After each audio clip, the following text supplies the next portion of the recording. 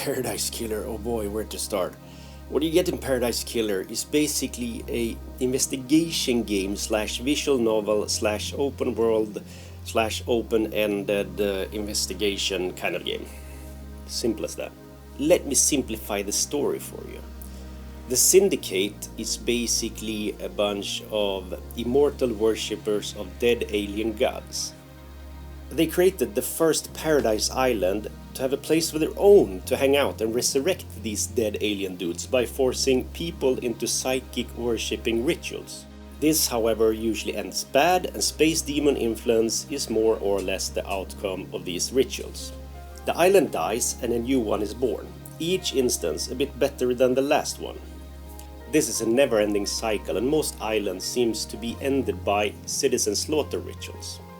On island sequence number 13, the Syndicate lead investigator, Lady Love Dice, is deceived by the god Damned Harmony, which by the way sounds like a pretty dope black metal boy band.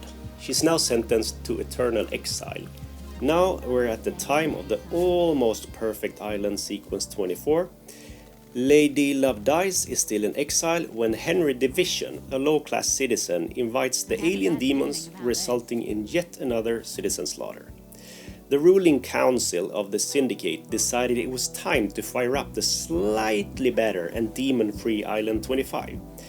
But during the yoga session island startup sequence, Henry Division brutally kills the whole bunch, and Paradise was killed.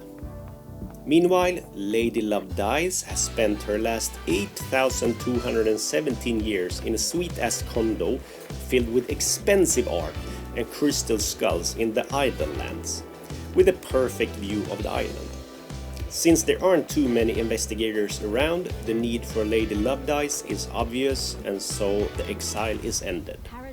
I'm not sure what kind of tool the Syndicate Council used to measure the perfectness of each island, but the islands seem to be more or less filled with psychos, as well as this intricate story of betrayal, conspiracy, and evil doings.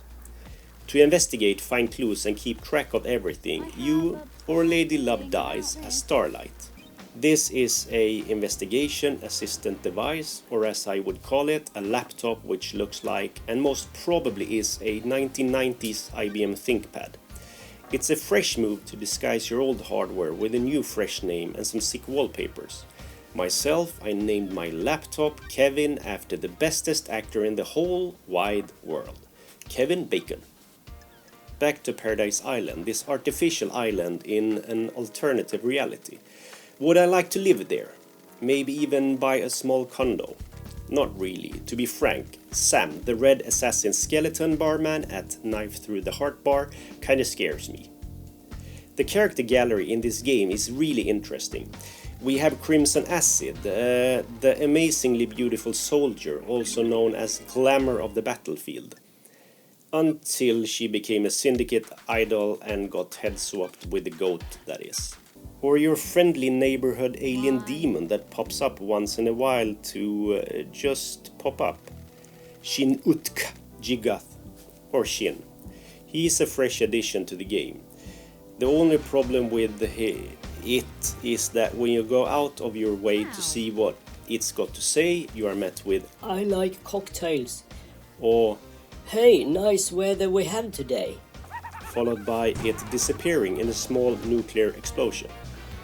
However, I don't mind this and frankly kinda like it, although I think it's kinda freaky sometimes to be surveilled by this blue thing. The character design is awesome, and there's plenty of characters to question and interrogate. The further you get into the game, the more you will see that everything is not as it might seem, and there's quite a net of clues to go through. That's where Starlight comes in, keeping track of all clues and notes. The computer quickly becomes like a sort of hub where you collect the puzzle pieces, but also check the map, upgrade Starlight to be able to hack some of the locks you might run into, or simply check music and skins. This is an open-ended game where there's no one holding your hands. This is not Ace Attorney, but instead it's a challenging experience where you are more or less free to go wherever you want and to do what you will with the clues you collect. When you find some evidence that can be tied to someone or something, the evidence automatically links to the relevant info in the Starlight.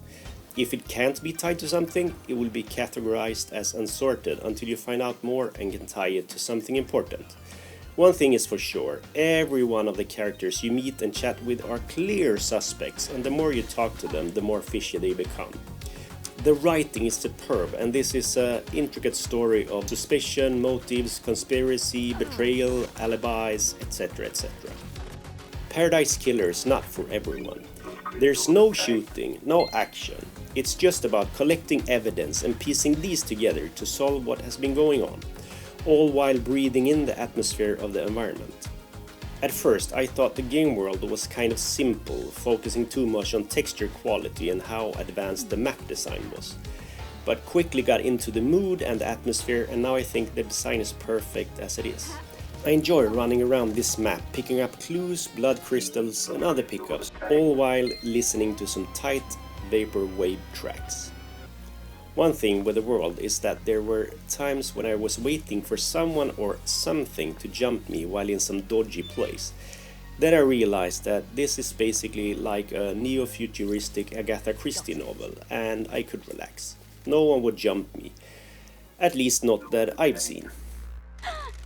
The only thing I did not like with the game was the dialogue voiceovers. Ooh, the investigator is here. I can't really say what I think about them without feeling like a bastard, and I don't want to be a bastard. Let's just say that they suck big time and that I hate them. Luckily, it's easy to turn these off. Ooh. Paradise Killer is a fair bit of neon and a lot of vaporwave. Add to that quirky characters and a story about space gods and evil space demons, and you have a very interesting game in my book. As a fan of slow gaming and visual novels, this is a super hit in my book. This is definitely a game that I love and will play again. The game is available on the eShop, so check it out there, and yeah, until next time, stay safe, stay gold and keep your head down.